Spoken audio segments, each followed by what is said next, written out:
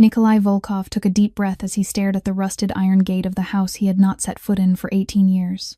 At 37 years old, he had become one of the most feared and powerful men on the East Coast, the head of the Volkov Syndicate, a name that made even hardened criminals tremble. But this modest house in the heart of Brooklyn represented everything he wanted to bury about his painful past: the poverty, the hunger, the nights his mother worked 3 jobs just to keep him alive. Now he needed to sell this property to erase the last trace of the weak boy he used to be. His right-hand man Victor stood beside him, hand instinctively reaching for his weapon when they noticed smoke rising from the chimney and fresh curtains hanging in the windows of what should have been an abandoned house. The woman who appeared at the door was clearly terrified and tried to hide a small boy behind her. Nikolai noticed her faded gray dress hanging loosely on her thin frame and the protective way she clutched a 4-year-old boy in her arms, while a little girl around 7 years old clung desperately to her dirty skirt. She could not hide the panic in her striking green eyes when she realized they had been discovered, but there was something else in those eyes. A fierce determination, the look of someone who had suffered too much to fear anything anymore. She spoke in a trembling voice, begging him to let her explain. Nikolai asked how they got in here while trying to maintain his cold composure as he observed the state of the house that should have been empty. The woman lowered her head and held the child tighter, then said her name was Amelia Hart, and the house had looked abandoned for years, and they had nowhere else to go. Nikolai studied her for a long moment, noticing the faded bruises on her wrists and the old scar peeking from her collar, and something deep within his frozen heart stirred for the first time in years. If you are enjoying this story, hit that like button and share it with someone who loves a good tale. Do not forget to subscribe so you never miss another emotional story like this one. Now let us continue to see what the most dangerous man in Brooklyn will do when he meets the one woman who might just change everything. Nikolai stood there for a long moment in silence, his cold, gray eyes never leaving the woman who was clutching the child tightly in front of him. He could have ordered Victor to throw them out immediately, could have called the police to have them arrested for trespassing, could have done anything a powerful mafia boss like him usually did to people who dared touch what belonged to him. But instead, he heard his own voice rise in its familiar chill, telling her she had 1 week, just 1 week, to find somewhere else and leave. Amelia lifted her head to look at him, her emerald gaze wide because she couldn't believe what she'd just heard. She stammered out her thanks, promising they'd go without causing any more trouble. Nikolai didn't respond, only turned and walked toward the sleek black Maybach waiting outside the gate. Victor hurried after him, his gaze full of questions, but he knew this wasn't the moment to ask. As the car rolled away from the worn-down street in Brooklyn, Nikolai glanced into the rearview mirror and saw Amelia still standing in the doorway, her thin silhouette pressed against the backdrop of the sagging house like a portrait of loneliness and despair. He faced forward again, jaw clenched as he tried to drive that image from his mind. Victor finally asked why he'd given them time instead of throwing them out right away, saying it didn't feel like Nikolai Volkov, the man who had never softened for anyone. Nikolai answered coldly that he simply didn't want to get tangled up with police and annoying paperwork, that a week wouldn't change anything, but they both knew it was a lie. All the way back to Manhattan, Nikolai couldn't stop thinking about those green eyes, about the way Amelia held her spine straight as she shielded the 2 children even though she was clearly trembling with fear, about the faint bruises on her wrist and the old scar half hidden at the edge of her collar. She didn't look at him with the kind of fear everyone else usually wore around him, but with the gaze of someone who'd endured too much pain to be afraid of anything anymore. That gaze was exactly like his mother's in those years when she was worn down from working herself to the bone just to raise him. When he reached the luxurious penthouse atop the tallest building in Manhattan, Nikolai went into his study and closed the door. He poured himself a glass of whiskey, then stood before the wall of glass, looking down at the city blazing with lights below. He'd built everything he had with blood and tears, with ruthlessness and no mercy. He'd killed every fragile feeling inside himself to become the man he was today. So why could one nameless woman with 2 children make him feel as if something was stirring inside the heart that had been frozen for so many years? Nikolai set the glass down and picked up his phone to call his lawyer. He said the sale of the house in Brooklyn would have to be delayed, maybe a month or longer. He hadn't decided. On the other end, the lawyer sounded surprised and asked if there was a problem, because the buyer was growing impatient. Nikolai replied shortly that there was no problem. He just needed more time, and then he hung up. He stared into the New York night, but in his mind there was only the image of the old Brooklyn house and the woman with those unbreakable green eyes. That night Nikolai couldn't sleep.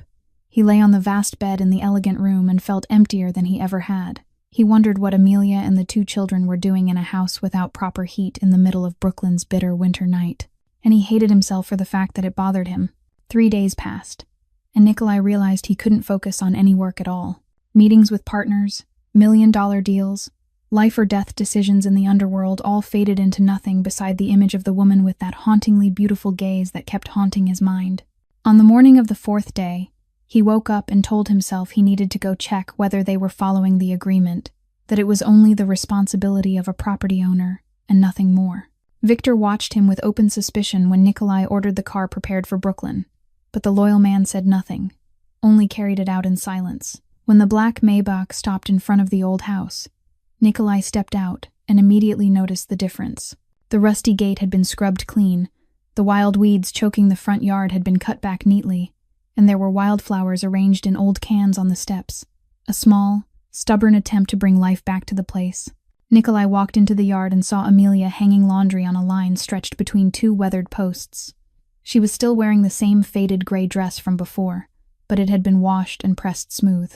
When she saw him, Amelia was clearly surprised and uneasy, asking if something had happened, her voice edged with anxiety. Nikolai said he'd only come to check, then walked inside without waiting for an invitation. What he saw stopped him cold. The house he remembered as dusty and web-covered was now unbelievably clean. The old curtains had been washed and rehung straight. The wooden floors were wiped to a shine, and the worn furniture from the storage room had been dragged out and arranged carefully, turning the space into something warm and lived in. There was the smell of simple food from the kitchen, the soft giggle of children from the next room, and late afternoon sunlight pouring through spotless windows onto wildflowers standing in an old glass jar. Nikolai moved toward the corner where a small wooden table stood, a few books stacked on top. Emma was sitting there, reading aloud to Ethan, her voice still unpolished but determined. When they saw Nikolai, both children went silent and stared at him with frightened eyes. Nikolai didn't react to them.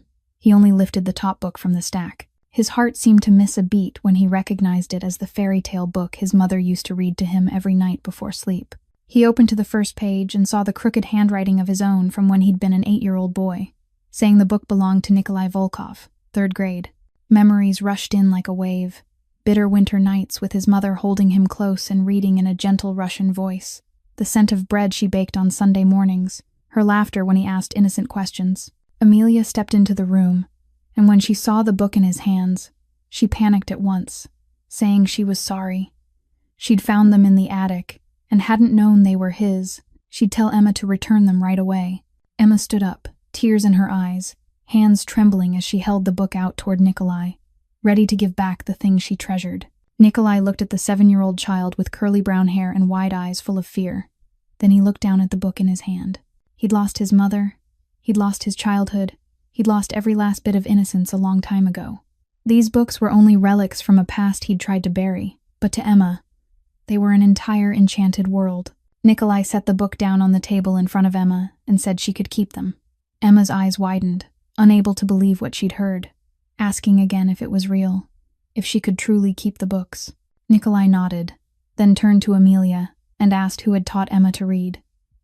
Amelia said she'd taught her herself, that she'd only studied through 4th grade. But she tried to teach Emma everything she knew. Nikolai looked at the woman in front of him, a girl only 27 years old who had carried the responsibility of raising 2 younger siblings in desperate circumstances, who had turned an abandoned house into a home, who had tried to give her sister a better future even though she herself had nothing.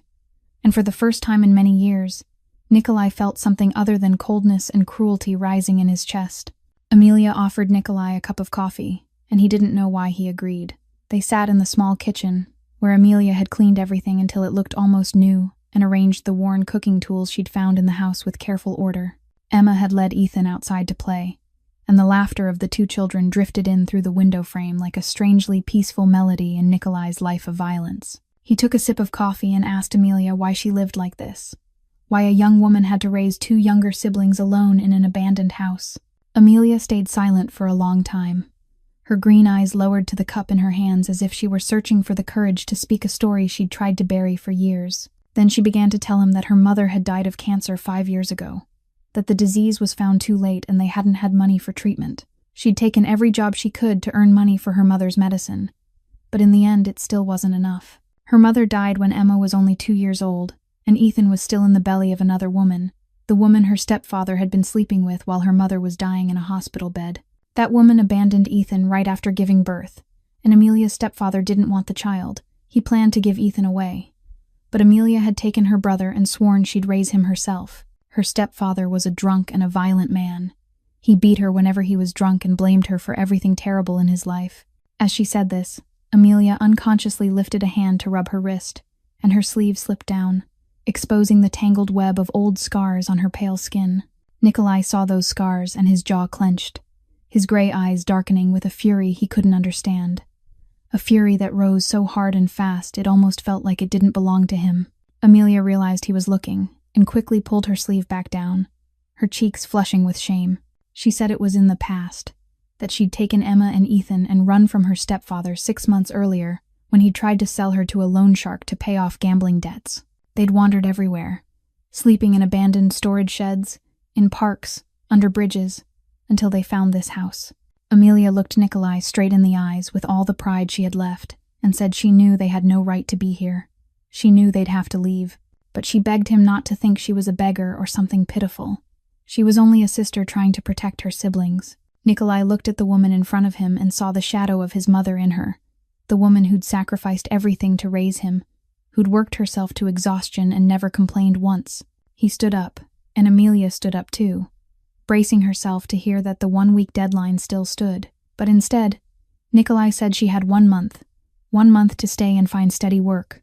1 month to put a future together for herself and for the children.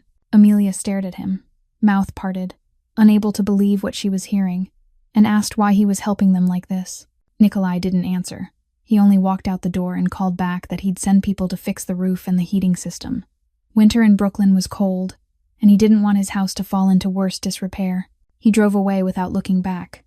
But in the rearview mirror he saw Amelia still standing there, watching him with tear-filled eyes. 1 week after Nikolai sent people to repair the roof and install a heating system, the biggest storm in 20 years slammed into Brooklyn without any warning early enough to matter. That night, Nikolai was sitting in his penthouse watching the weather report when the anchor announced that the storm had shifted course without warning and was tearing through Brooklyn, with winds reaching 150 kilometers an hour.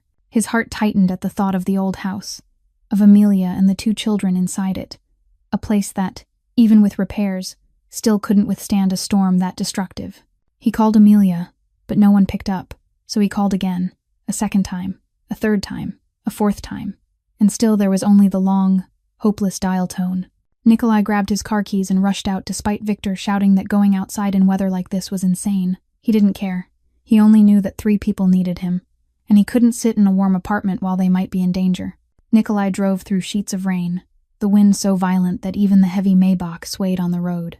Trees snapped and fell in every direction.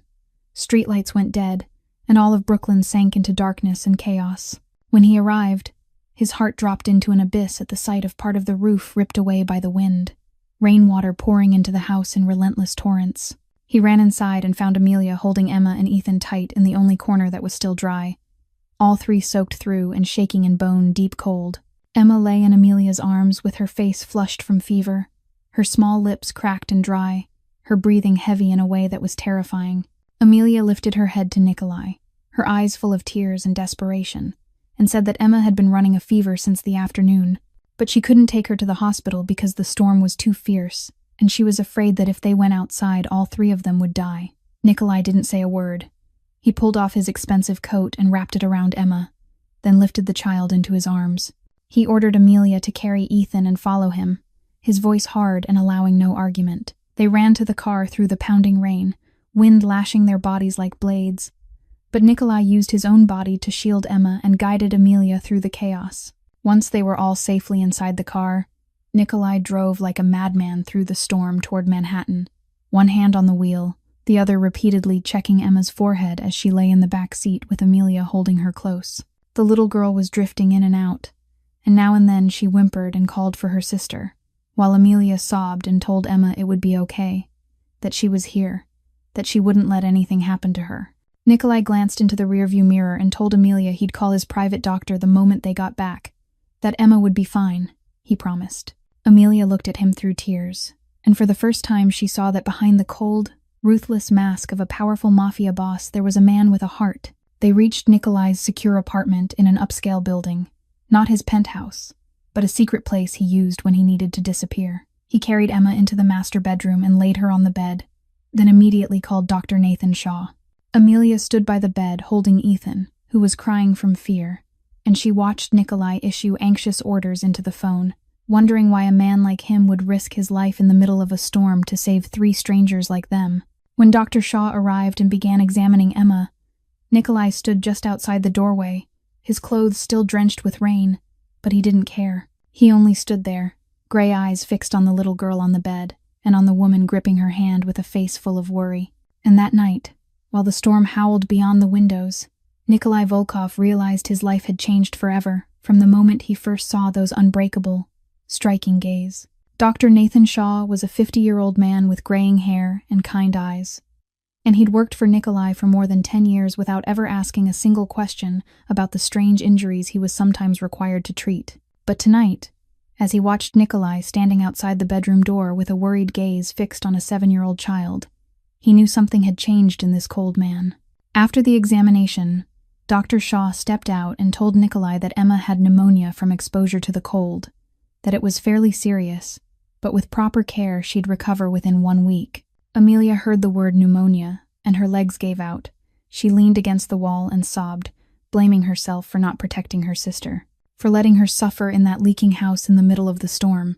Nikolai came to her and set a hand on her shoulder, awkward and unsure, and he told her it wasn't her fault, that Emma would be okay.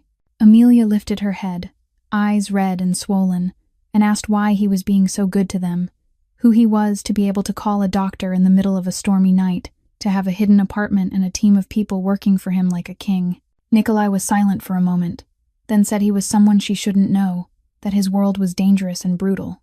But tonight she and the children should rest. Everything else could wait. Dr. Shaw gave the injection and left the necessary instructions behind before departing, and Ethan had fallen asleep on the sofa after crying himself to exhaustion. Amelia sat beside Emma's bed, fingers clenched around her sister's hand, her eyes never leaving the small face that still breathed heavily in sleep. Nikolai brought her a cup of hot tea, then sat in the chair across from her, saying nothing, only keeping watch like a quiet night guard. When the clock struck 2 in the morning, Amelia turned to him and asked why he wasn't sleeping. He'd already done too much for them. Nikolai said he couldn't sleep, that he'd been used to staying up through the night for a long time. Amelia studied him for a moment, then asked if he could tell her about himself, because she wanted to understand why a man as powerful as he was would care about 3 homeless people like them. Nikolai looked out the window where the storm was still screaming beyond the glass, and he began to speak, for the first time in many years telling someone about his childhood. He told her about his mother, an immigrant woman from Russia who had raised him alone after his father walked away. She worked 3 jobs every day so he'd have food and clothes, and she read to him every night even when she was so exhausted she'd fall asleep in the middle of the story. She died from overwork when he was 19, and he'd sworn he'd never allow himself to be poor and powerless like that again. He climbed to the top of the underworld with blood and tears, with ruthlessness and no mercy. But sometimes he wondered whether his mother would be proud of the man he'd become. Amelia listened in silence. Then she reached out and took his hand, and she said she thought his mother would be proud because tonight he'd saved 3 lives, because deep inside him there was still the heart his mother had raised. Nikolai looked down at the small hand holding his and felt something warm spread through his chest, a sensation he'd forgotten for a very long time. They sat like that until the first light of dawn pierced the black storm clouds, as they finally began to break apart, their hands still clasped together as if it were the most natural thing in the world. While Nikolai and Amelia were living through rare moments of peace, somewhere else in the city the darkness was rising.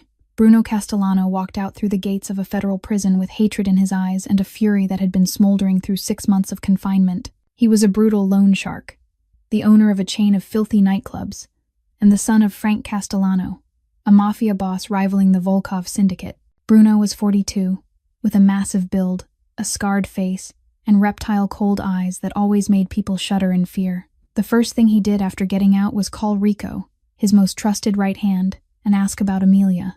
Rico reported that the girl had vanished without a trace since the day Bruno was arrested, and no one knew where she was or where she'd run. Bruno's teeth ground as he heard it. He smashed his phone against the wall and roared that he'd find the girl even if she hid at the very bottom of hell. Amelia was his property, a debt her stepfather had sold to him, and no one was allowed to take what belonged to Bruno Castellano. He'd spent 3 years breaking her, turning her from an innocent girl into an obedient thing in his club. He remembered perfectly how she trembled whenever he came close, remembered the sound of her crying and begging when he punished her for daring to try to run, remembered the long scar across her back that he himself had carved, a reminder that she belonged to him. And now the girl had dared to flee while he was in prison, dared to drag along 2 useless younger siblings and disappear as if she could ever escape him. Bruno ordered every one of his men to scour New York, and he put up a reward of $50,000 for anyone with information about Amelia Hart, a 27-year-old woman with brown hair and green eyes who was caring for 2 small children. Word spread fast through the underworld, and within 2 weeks, one of Bruno's underlings found the first lead. Someone had seen a woman matching the description living in an old house in Brooklyn, an area inside Volkov Syndicate territory. Bruno frowned when he heard the name Volkov. He knew who Nikolai Volkov was, knew he was dangerous enough that even his father had to tread carefully. But he didn't believe a powerful mafia boss like Nikolai would get involved with a nameless girl like Amelia. Rico suggested going to Brooklyn to verify the information, and Bruno agreed, warning Rico to be careful and not draw attention on Volkov territory. Rico took 2 underlings into Brooklyn one afternoon and started probing for news. He questioned the locals, pretending he was looking for a missing relative, and finally an old woman in the neighborhood accidentally revealed that a young woman with 2 children had been living in the abandoned house at the end of the street a few months ago, but recently she'd been picked up by a wealthy man after the night of the great storm. Rico returned and reported to Bruno, and when Bruno heard it, his eyes looked ready to burst with rage. A wealthy man had come and taken Amelia away, which meant someone was holding his property. Bruno decided he would find out who that man was and make him pay dearly, because no one was allowed to steal what belonged to Bruno Castellano without suffering the consequences. The next morning, Victor walked into Nikolai's office with a grave expression and reported that someone was asking questions about Amelia in the Brooklyn area. Nikolai, seated behind his desk, lifted his head at once, his gray eyes turning cold in an instant as the words landed. Victor said his men had spotted 3 unfamiliar men in the neighborhood near the old house, going door to door asking about a young woman with 2 children and pretending they were searching for a missing relative. One of them had been identified as Rico, the most trusted enforcer of Bruno Castellano. When Nikolai heard the name Bruno Castellano, he shot up from his chair and demanded that Victor tell him everything about that man. Victor explained that Bruno was the son of Frank Castellano, one of the Volkov Syndicate's long-standing rivals, and that he'd gotten out of prison 2 weeks ago after serving 6 months for illegal weapons possession. Bruno was notorious for brutality, running a loan shark network and owning multiple infamous nightclubs across the city. Nikolai ordered Victor to dig deeper into the connection between Bruno and Amelia. He wanted everything, every smallest detail, nothing missed. 2 days later, Victor returned with a thick file and a face gone bleak, as if what he'd found was worse than even he had expected. Nikolai opened the file and began to read, and with every page he turned, his jaw tightened harder, his eyes darkening as rage started to boil through his veins. The file stated that Amelia's stepfather had sold her to Bruno more than 3 years ago to pay off a gambling debt worth $50,000. Amelia had been only 24 then, a young woman who'd just lost her mother and was raising 2 small siblings on her own. Bruno had turned her into property, keeping her locked in an apartment and forcing her to work in his nightclub like a decorative piece meant to entertain his guests. The file included photographs Victor had gathered through underworld sources, images of Amelia with bruises on her face and body, with eyes hollow and hopeless, the look of someone whose spirit had been broken. There was a medical report from an underground clinic stating Amelia had been admitted twice during those 3 years, once for broken ribs and once for severe blood loss from an injury across her back, the long scar Nikolai had glimpsed before. She had tried to escape twice, and both times Bruno found her. The first time he beat her until her ribs broke to teach her a lesson. The second time he used a knife to carve a long line across her back as a warning that next time she wouldn't come back with only a scar. Nikolai finished the file and threw it onto the desk, his hands shaking with anger he could barely contain. He had killed men. He had done ruthless things in the underworld, but he had never treated a woman that way. His mother had taught him that a real man never lays a hand on women and children, and Bruno Castellano had violated that rule in the most disgusting way possible. Victor asked Nikolai how he wanted to handle it, and Nikolai answered in a voice cold as ice that first he needed to speak with Amelia. He needed to hear the truth from her own mouth, and after that, Bruno Castellano would pay for every tear and every scar he had left on her. Nikolai went to the safe apartment that afternoon, where Amelia and the children were staying after the stormy night. Emma was much better and was sitting on the sofa reading with Ethan, the two of them laughing and playing, unaware that the shadow from the past was slowly closing in. Amelia opened the door and her face brightened when she saw him, but that smile died fast when she noticed how rigid his expression was, how unusually cold those gray eyes looked. He stepped inside and asked to speak with her alone, his voice so low and grave that Amelia felt a chill slide down her spine. She led him into the kitchen and closed the door so the children wouldn't hear. Nikolai stood across from her and asked bluntly who Bruno Castellano was and why he was combing all over Brooklyn looking for her. Amelia looked as if she'd been struck by lightning at the sound of that name, her face draining white, her legs shaking so hard she had to grip the table to keep from collapsing. In a thin, broken voice, she asked how he knew about Bruno, and Nikolai said he knew everything that happened on his territory, that Bruno was looking for her and he needed the truth. Amelia closed her eyes and tears began to trail down her cheeks, because she knew she couldn't hide it anymore. She knew this moment would come sooner or later. She began to tell him, this time not in fragments like before, but the whole story of the 3 years of hell she'd lived through. She told him about the night her stepfather, drunk, dragged her in front of Bruno and declared she belonged to him from that moment on to settle the debt, about the way Bruno looked at her like merchandise and nodded his agreement.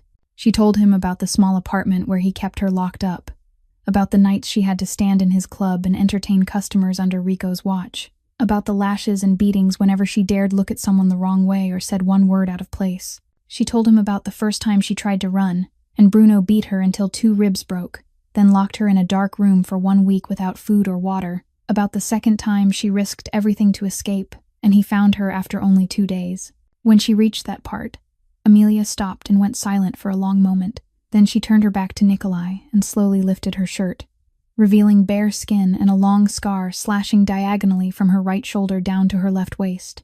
The wound had healed, but it was still red and rough, a permanent mark of the brutality she'd endured. In a trembling voice, she said Bruno had done it to remind her she belonged to him, that no matter where she ran, he would find her, and next time it wouldn't be only a scar.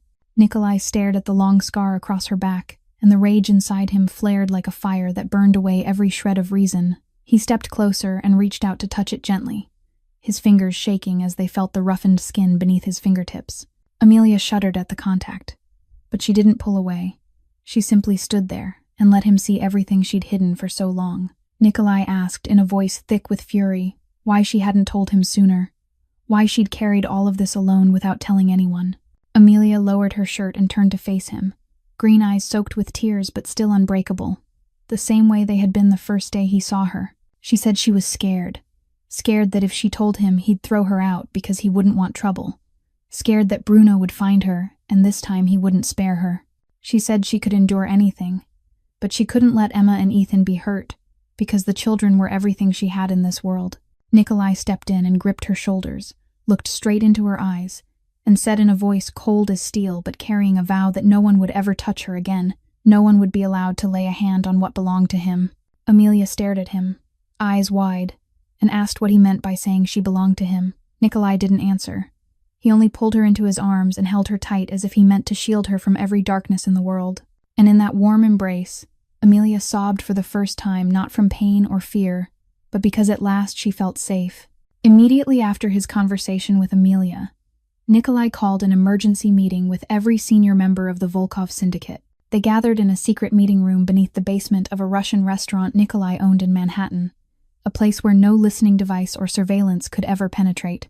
Victor stood to Nikolai's right, as always, while 12 other men sat around a massive oak table, all of them silent, waiting for their leader to speak. Nikolai stood at the head of the table and declared in a voice that allowed no disagreement that from this moment on, Amelia Hart and her 2 younger siblings were under the protection of the Volkov syndicate, and anyone who laid a hand on them would face the full force of the organization. A few men exchanged startled looks because Nikolai Volkov had never used the resources of the entire syndicate to protect any woman before, but no one dared question him out loud. Nikolai ordered 4 guards assigned to Amelia 24 hours a day, every day, and he wanted to know every move Bruno Castellano made and exactly where he was at all times. Then he turned to Victor and told him to send a message to Bruno, to let him know Amelia Hart was under Nikolai Volkov's protection, and if he wanted to touch her, he'd have to step over the bodies of the entire Volkov syndicate. Victor nodded and carried out the order at once. The message was delivered the way the underworld always did it. A black envelope containing a silver bullet engraved with the letter V was placed at the door of Bruno's apartment, along with a short note stating that Amelia Hart belonged to Volkov, and any action against her would be considered a declaration of war on the Volkov syndicate. Bruno was sitting in his living room when Rico brought the envelope in, and he opened it. And when he read the line on the paper, he roared like a wounded beast and hurled the glass table in front of him into the wall until it shattered. He couldn't believe Nikolai Volkov, the boss of the Volkov syndicate, would dare interfere in his business, would dare declare ownership over something Bruno had spent 3 years breaking into obedience. Bruno asked Rico with a voice full of hatred what Nikolai Volkov had to do with Amelia and since when the girl had been protected by someone that powerful. Rico shook his head and said he didn't know. But it seemed Amelia had been living in Nikolai's old house in Brooklyn for months, and somehow she'd caught the Mafia boss's attention. Bruno ground his teeth and decided he needed help from someone strong enough to stand against Volkov. He drove to his father's mansion in the suburbs of New York and stormed into Frank Castellano's study with rage on his face. Frank was 65, with white silver hair and eyes sharp as knives, one of the most seasoned Mafia bosses on the East Coast, and he'd been locked in conflict with the Volkov syndicate for decades. Bruno told his father everything and demanded he help him take Amelia back, saying it wasn't only personal, it was a matter of the Castellano family's honor. Frank listened in silence, then sighed and said his son was playing with fire, that Nikolai Volkov wasn't someone to toy with, he was a cold-blooded monster who would burn the whole world down if anyone touched something he cared about. Bruno argued that Amelia was only a nameless girl, that there was no reason Nikolai would risk a war with the Castellanos over her. Frank looked at his son with a troubled gaze and said that if Nikolai had publicly declared protection over that girl, it meant she mattered to him, and that made everything far more dangerous. But in the end, Frank still agreed to help his son. He said he would contact allies and prepare forces, but Bruno had to promise he wouldn't act rashly before everything was ready. Bruno agreed, and as he left his father's mansion, he stared toward Manhattan with hatred in his eyes, and swore he would personally kill Nikolai Volkov and drag Amelia back to his side no matter what it cost. Despite the shadow of war hanging outside, the weeks that followed became the most peaceful time Amelia had known in many years. Nikolai came to visit her and the children every day, sometimes in the morning before he went to work, sometimes in the evening after tense meetings with members of the organization. He told himself he was only checking on security, that it was the responsibility of a man who had declared he would protect them. Yet deep down he knew it was only an excuse to see Amelia's smile and hear the laughter of the 2 children. Emma was the first child to crack the ice around Nikolai. She wasn't afraid of him anymore the way she had been on the first day, and instead she would run to the door whenever she heard his car, eyes shining, calling out loudly that Mr. Nico was here. The first time he heard her call him that, Nikolai froze, not knowing how to react, his heart feeling strangled by a strange emotion he couldn't name. Amelia tried to correct the way Emma addressed him, but Nikolai stopped her and said Mr. Nico was fine. He didn't mind. From then on, Emma always called him Mr. Nico and told him about the books she was reading, about the pictures she was drawing, about her dream of becoming a lawyer so she could protect the weak the way Sister Amelia did. Ethan was even younger, and the boy didn't talk much, but he showed affection in his own way. Every time Nikolai arrived, the 4-year-old would run over and lift both arms, asking to be picked up, his big round eyes looking at Nikolai with the absolute trust only children can give to adults. The first time Nikolai lifted Ethan into his arms, the boy wrapped his arms around Nikolai's neck and rested his head on Nikolai's shoulder, as if it were the safest place in the world.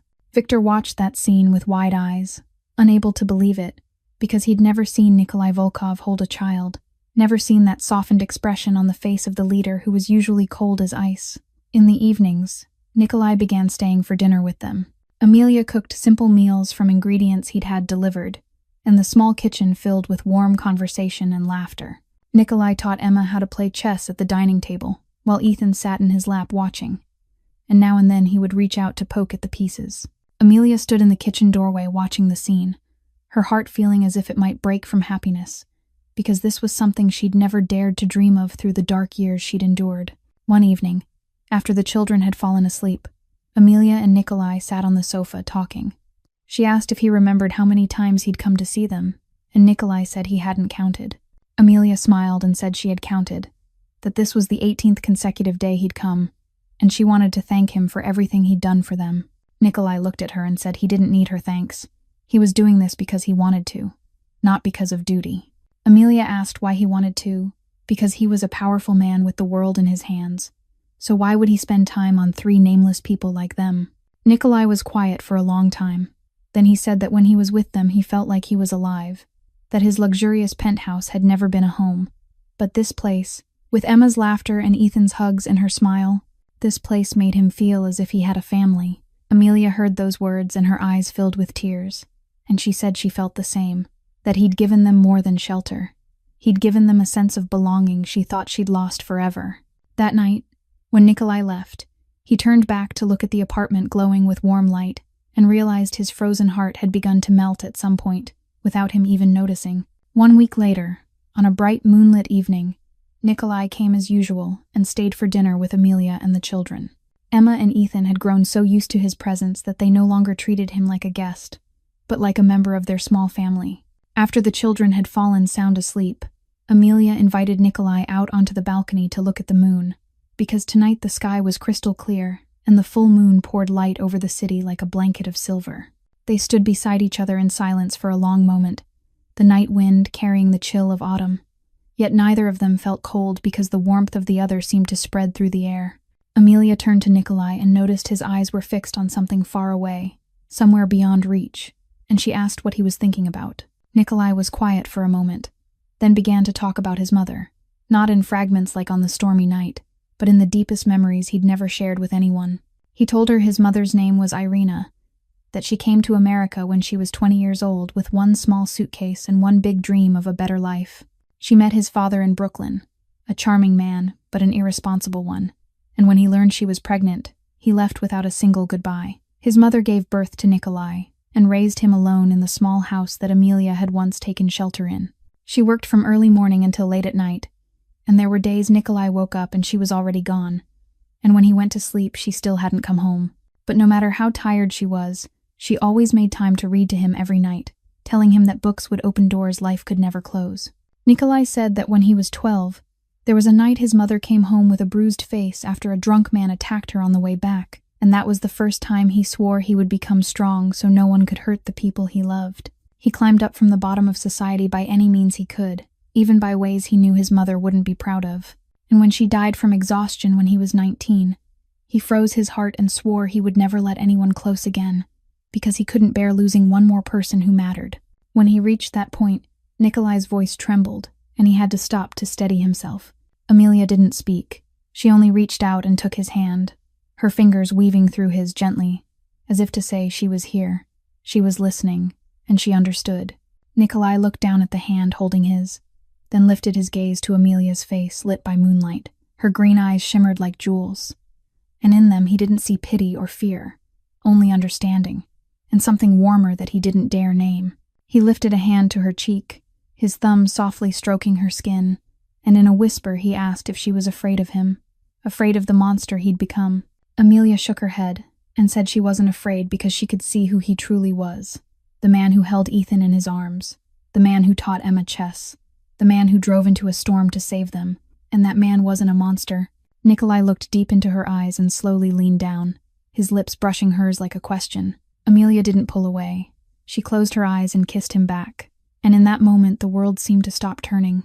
Their kiss was sweet and gentle, carrying every feeling they'd both held back for so long. When they finally parted, Nikolai rested his forehead against hers, and in a voice thick with emotion, he said he would protect her and the children with his life, that he wouldn't let anyone hurt them again, even if he had to trade everything.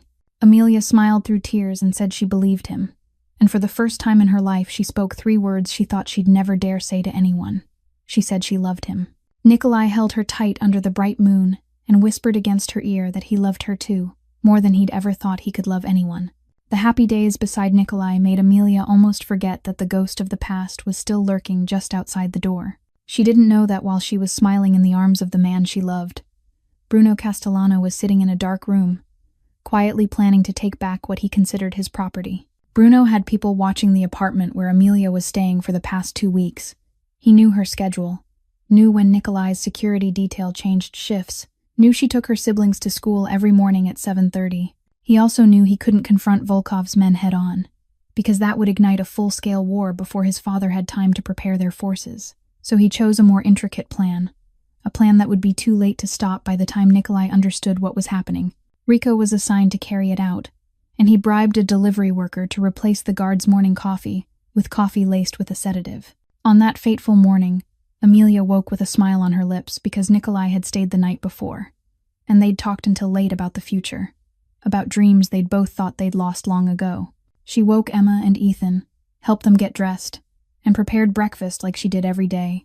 When she opened the door to take them to the car, she noticed the two guards sitting in the hallway looked unusually sluggish, and one of them was even nodding off in his chair.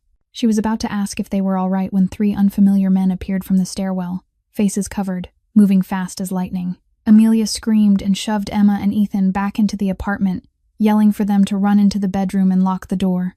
Emma pulled Ethan into the bedroom while Amelia tried to slam the apartment door shut, but one of the attackers caught it in time and stopped it. She recognized Rico among them even with the mask on, because she could never forget those venomous eyes. Rico gave a vicious smile and said Bruno missed her, and he'd come to bring her home. Amelia fought back, punching, clawing, biting anything she could reach, but she was a thin woman against three large men. One of them struck her in the head, leaving her dizzy, and she collapsed to the floor. Meanwhile, Amelia's screams jolted the two guards awake even as they were still half lost in the sedative haze.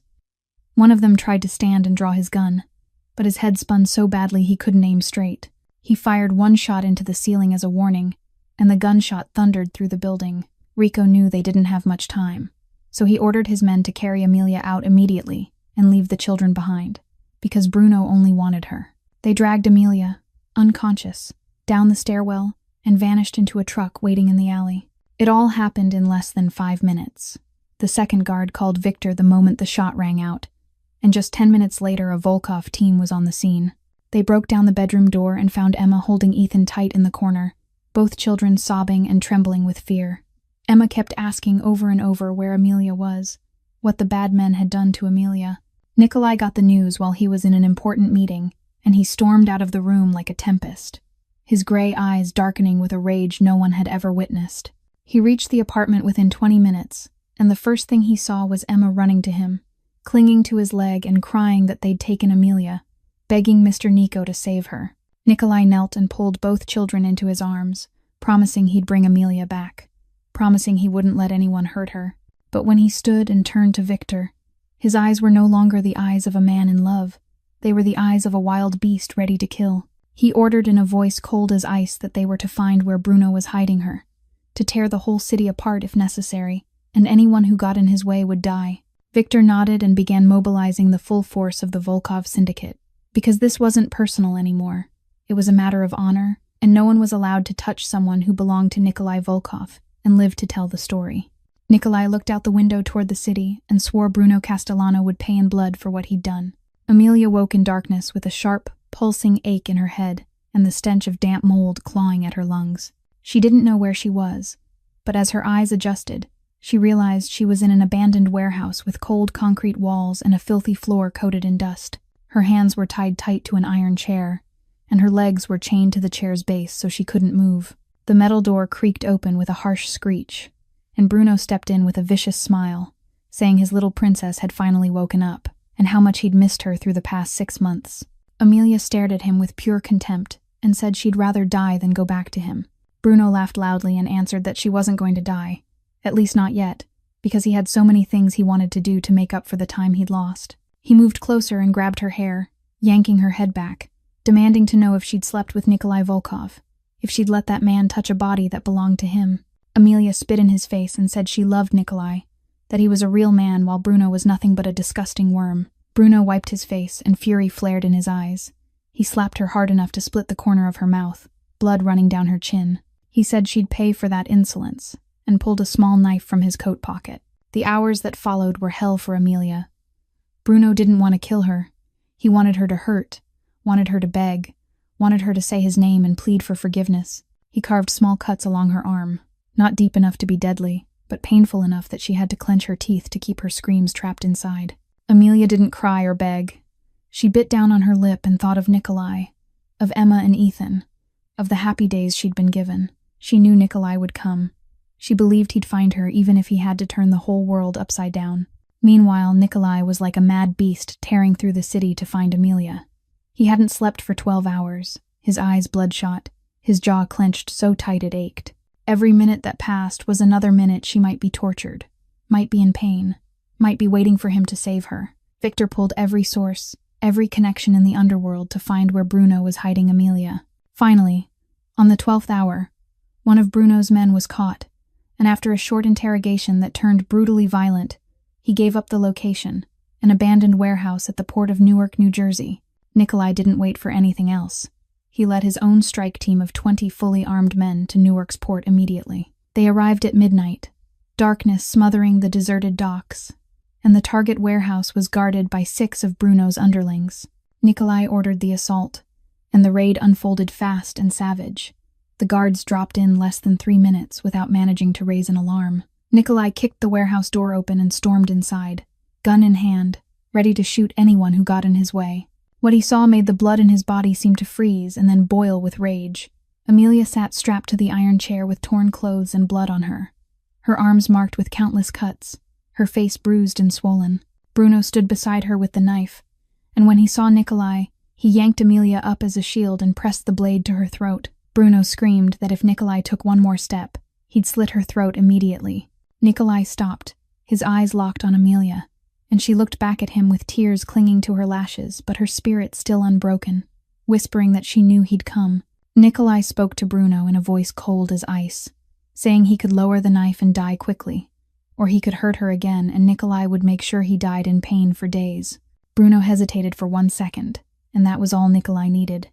He fired a shot that struck the shoulder of Bruno's knife hand, forcing him to drop the weapon and collapse, screaming in agony. Victor surged in at once and restrained Bruno while Nikolai ran to Amelia, cutting the ropes and chains, then pulling her into his arms as if she were the most precious thing in the world. Amelia sobbed against him, saying she'd been afraid she'd never see him again, never see Emma and Ethan again. Nikolai held her tighter and said in a broken voice that he was sorry. Sorry he hadn't protected her. Sorry he'd let her endure this. Then he lifted her face, looked into her tear-drenched green eyes, and said he loved her more than his own life, and he'd never let anyone hurt her again. Amelia smiled through tears and said she loved him too. That loving him was what had carried her through everything. Nikolai lifted her into his arms and carried her out of that hellish warehouse, Victor following behind with Bruno in handcuffs, groaning through his wound. On the way back, Nikolai didn't leave her for even a second. He kept kissing her forehead and whispering words of love he'd never spoken to anyone in his life. And Amelia, though pain pulsed through her whole body, felt more peaceful than she ever had, because she knew she'd found where she belonged, in the arms of the man who loved her enough to burn the whole world down for her. News of the raid and the fact that Bruno had been shot and taken into custody spread through New York's underworld in just a few hours. Frank Castellano received the report while he was asleep, and he erupted in rage, smashing whatever was within reach and roaring that Nikolai Volkov would pay in blood for what he'd done to his son. The next morning, Frank sent an official message to every gang and organization in the city, declaring that the Volkov syndicate had attacked the Castellano family, and that this was an act of war, and that anyone who stood with Nikolai would be considered an enemy of the Castellano family. That message hit the underworld like a bomb tossed into a room already filled with gas. Nikolai's allies began to grow anxious, and some reached out to voice their concern. They asked whether this war was worth it, whether one woman was worth sacrificing business ties and the stability they'd spent years building. Nikolai heard those words and said nothing, his eyes cold as ice, because he knew who his real friends were, and who were only opportunists ready to turn their backs the moment trouble arrived. Amelia was being cared for by Dr. Nathan Shaw at Nikolai's penthouse. Her injuries weren't life-threatening, but they needed time to heal. Emma and Ethan had been brought to stay with her, and the children didn't leave her side for even a moment. Emma kept holding Amelia's hand as if she was afraid that if she let go, her sister would disappear again. On the 3rd day after the rescue, Uncle Alexei came to see Nikolai in his office. Alexei Volkov, 60 years old, was the brother of Nikolai's mother, and the only family he had left, the man who'd helped Nikolai build the Volkov syndicate from the earliest days, and had always been his most trusted advisor. But today he came with a worried face and counsel Nikolai didn't want to hear. Alexei said Frank Castellano was rallying every ally he had, that a full-scale war would cost both sides heavily, that many people could die, and everything they'd built might collapse. He suggested Nikolai consider handing Amelia over to Frank in exchange for peace, saying she was only a woman and she wasn't worth sacrificing an empire. Nikolai sprang to his feet and stared at his uncle with an expression Alexei had never seen before, a look full of fury and full of pain. He asked if his uncle remembered his mother, if he remembered how she'd sacrificed everything to protect him, if he remembered the promise he'd sworn at her grave that he'd help Nikolai become a good man. Nikolai said Amelia wasn't a commodity to be traded. She was the woman he loved, the woman who would become his wife, the mother of the children he wanted to have someday. He said that if he had to trade the entire empire to protect her, he'd do it, because he could have all the money and power in the world, and without her his life wouldn't mean a thing. Alexei looked at his nephew and let out a slow breath, then said he understood, and he'd stand by him no matter what happened. He said Nikolai was more like his mother than he realized, loving just as fiercely and just as willing to sacrifice everything for the people he loved. Nikolai embraced his uncle and thanked him for understanding. He knew the war ahead wouldn't be easy, but he didn't have another choice. He would protect Amelia and the children at any cost. He would face Frank Castellano and anyone who dared threaten the small family he'd finally found. And if he had to die, he would die as a man defending what he loved, not as a coward who abandoned the woman he loved in exchange for a false kind of peace. Amelia lay on the bed, staring up at the ceiling in the dead of night. The wounds on her body hurt less now, but the wound in her heart didn't. She'd heard the conversation between Nikolai and Uncle Alexei through the half-closed door, and she knew the war was closing in, and it was all because of her. Emma and Ethan were sleeping soundly in the next room. Two innocent children who had no idea their sister was the reason a war could erupt. Amelia decided she couldn't let Nikolai and the people around him suffer for her anymore. She had to leave. She had to disappear so Bruno and Frank would have no reason left to attack the Volkov syndicate. She rose quietly and began packing her things into a small bag. She would wake Emma and Ethan and slip away before dawn while everyone was still asleep. She wrote a letter to Nikolai, tears falling and blurring the ink as she wrote that she loved him. But she couldn't let him die for her, that he deserved happiness with someone who didn't carry a past as tangled as hers. She had barely folded the letter when the bedroom door flew open, and Nikolai walked in, his eyes bloodshot from sleeplessness and his face tight with anger. He asked what she was doing in a voice gone cold, and when he saw the packed bag on the bed, he understood everything. He strode over, snatched the letter from her hand and skimmed it, then crushed it in his fist and threw it to the floor, fury blazing in his eyes. He demanded what she thought she was doing, whether she thought she could leave as if he didn't exist, whether she thought he'd let her walk away from him again. Amelia cried and said she was doing it because she loved him, because she didn't want him to die or lose everything because of her, because she was only an ordinary girl and he was the head of an empire. Nikolai stepped in, grabbed her shoulders, and stared straight into her eyes as he said she didn't understand anything, that his empire meant nothing without her, that he'd been living like an empty shell for the past 18 years until he met her. He told her she'd awakened the dead heart inside him. She'd given him a reason to become better. She'd given him a family he thought he'd never have. Amelia shook her head and said she didn't deserve everything he'd done for her, that she was only a girl who'd been sold like merchandise and beaten like an animal. Nikolai cupped her face in both hands and said her past didn't define her, that she was the strongest woman he'd ever met, the woman who had raised 2 siblings alone in desperate circumstances, the woman who had never given up even when life drove her to the edge of hopelessness. Then Nikolai did something she never could have imagined. He dropped to one knee in front of her and pulled a small velvet box from his coat. He opened it, and inside was a simple silver ring with a small stone that caught the light, and he said it had been his mother's ring, the only thing she'd left him, and he wanted her to wear it as a promise that she would stay with him forever. He asked if she would agree to be his wife, if she would agree to let him protect her and the children for the rest of his life, if she would agree to build a real family with him. Amelia looked at the man kneeling in front of her, the most powerful mafia boss on the East Coast, down on one knee proposing to a woman who had nothing but 2 children and a past made of scars. She cried and nodded, and she said yes, she would be his wife. She would stay with him no matter what came. She would face everything beside him and never run again. Nikolai rose and slid the ring onto her finger, then kissed her with all the love and relief he'd been carrying through days of tension. When they finally parted, he rested his forehead against hers and whispered that she had turned him into the kind of man his mother would be proud of. Amelia smiled through tears and said she would try to be worthy of the ring, and worthy of the love he gave her. That night they lay together until the first light of dawn, and Amelia knew that no matter how brutal the war ahead might be, she would never leave this man again. After the night of the proposal, Nikolai knew he couldn't let the war drag on any longer, because every day that passed was another day. Amelia and the children had to live in fear. He needed to end it decisively, but not with blood and violence, with strategy, by forcing Frank Castellano to destroy himself. Nikolai had secretly collected evidence of the Castellano family's illegal operations for years, from drug trafficking to money laundering and contract killings. He had documents, recordings, witnesses ready to testify, and Frank had never suspected a thing. Nikolai had never used any of it because in the underworld there was an unspoken rule that you never run to the police. But this time Nikolai was willing to break that rule to protect his family. He contacted an FBI agent he knew who had been chasing the Castellano case for years, and offered an exchange of information on the condition that the Volkov syndicate would be granted immunity from prosecution. The agent agreed because the evidence Nikolai provided was enough to lock Frank and Bruno up for the rest of their lives. 1 week later, the FBI carried out the largest raid in the city's history against the Castellano family's operations. Frank was arrested at his mansion along with more than 24 high-level men. And Bruno, still in the hospital from the wound he took the night Amelia was rescued, was handcuffed right on his hospital bed. Additionally, the authorities tracked down Amelia's stepfather, charging him with child endangerment and human trafficking, ensuring he would spend his remaining years behind bars alongside the Castellanos.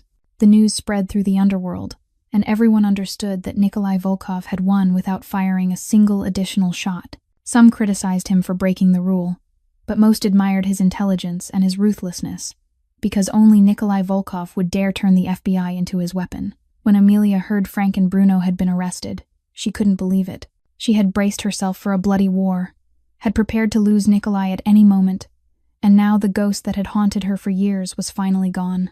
She held Nikolai tight and sobbed, not from grief but from relief, because for the first time in her life she felt truly free. 3 months later, when everything had settled and Amelia's injuries had fully healed, Nikolai held their wedding at the old house in Brooklyn, where it had all begun. The house had been completely renovated, but it still kept the warm, simple feeling Amelia had created when she first turned it into a home. The wedding was small, with only about 30 guests, most of them Nikolai's closest people, along with a few women from the domestic violence support center Amelia had come to know during her recovery. Victor stood beside Nikolai as the witness, and that loyal man cried when he saw Amelia walk in wearing a simple white dress that still looked breathtaking. Emma was the little flower girl in a pink dress, with a wreath of flowers on her head, and Ethan wore a tiny suit and carried the ring pillow with an adorably serious face.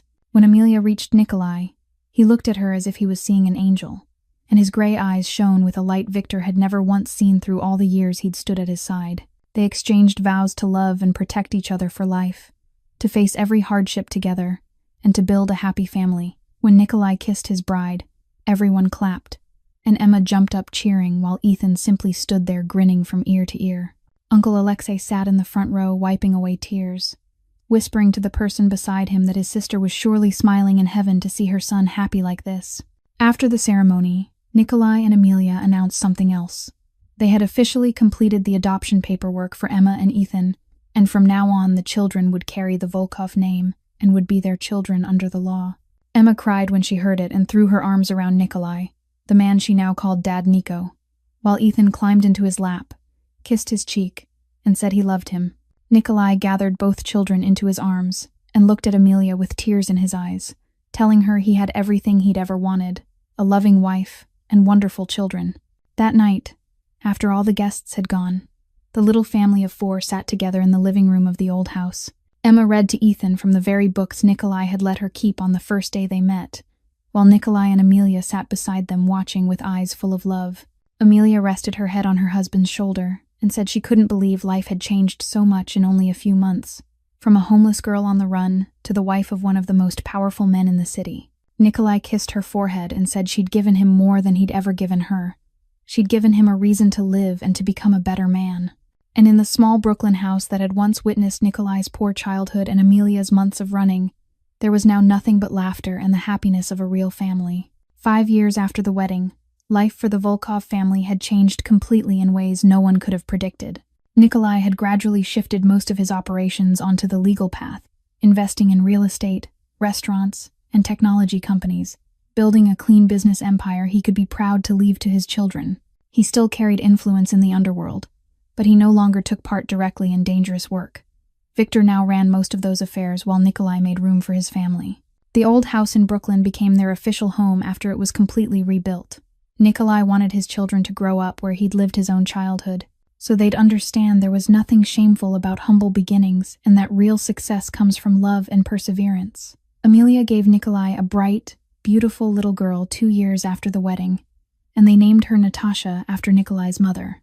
Natasha had her father's gray eyes and her mother's brown hair. She was the light of the whole family, and she was adored by Emma and Ethan. Emma was 12 now, just as smart and hardworking as she'd been the first day Nikolai met her. She still loved reading and had declared she would become a lawyer to protect women and children who'd been abused like Amelia once was. Ethan was 9, a boy who clung to Dad Nikolai and wanted to become a doctor so he could heal people. Amelia wasn't only a wonderful wife and mother, she also found a mission that belonged to her alone. She opened a support center for abused women right there in Brooklyn, where she'd lived through her darkest days. The center offered safe shelter, legal support, and job training for women trying to escape toxic relationships. Amelia spent her time listening to their stories, sharing what she'd lived through, and giving them hope that life can change if they're brave enough to take the first step. 10 years later, when Natasha was 8, Emma 17, and Ethan 14, the Volkov family had become a symbol of change and hope. Nikolai had fully walked away from the underworld and became a respected businessman. He donated often to charities and mentored young people from difficult backgrounds the way he once was. Amelia's center had expanded into a network with 5 locations across New York and had helped more than 1,000 women rebuild their lives. Emma had been accepted into a prestigious law school and was on her way to making her dream real, and Ethan had earned a full scholarship to a top medical school. Victor was still beside the family like a beloved uncle. He'd retired and spent his days teaching Ethan chess and telling Natasha adventure stories from his younger years. Uncle Alexei passed away peacefully at 75, surrounded by those who loved him, and Nikolai cried like a child at his funeral. On an autumn evening, the whole family sat together around the dinner table in the Brooklyn house. Natasha was talking about her first day of school. Emma was helping Ethan study, and Nikolai was looking at his wife with the same unwavering love even after 10 years. Amelia caught that look and smiled, asking him what he was thinking about. Nikolai said he was thinking about the first day he'd seen her standing at the door of this house, eyes full of fear and yet full of fierce strength, and he still couldn't believe that woman had completely changed his life. Amelia took her husband's hand and said she couldn't believe the cold, terrifying man from that day had become the love of her life, the man who'd pulled her out of the dark and given her a family she'd never dared to dream of. They kissed, and all 3 children groaned and teased that Mom and Dad were being sweet again, laughter filling the house like a song of happiness. The story of Nikolai and Amelia is proof that no past is too dark to rise above. No heart is too frozen to melt under love. Sometimes the best families aren't built by blood, but by choice and devotion. Sometimes miracles happen when we dare to open our hearts to strangers and give them a chance to become part of our lives. And sometimes, the people life has treated most cruelly are the ones with the kindest hearts, because they understand the value of goodness and compassion. If you're enjoying this story, please hit the like button and share this video with the people you love. Don't forget to subscribe to our channel and turn on notifications so you don't miss more touching stories every day. How do you feel about Nikolai and Amelia's story? Do you believe love can change a person? Have you ever met someone who changed your life completely? We'd truly love to hear what's in your heart. So leave a comment below so we can connect and spread more good values in life together. Thank you for staying with us all the way to the end of the video. We wish you and your family good health, a joyful life, and days filled with happiness and peace. Goodbye, and we'll see you in the next video.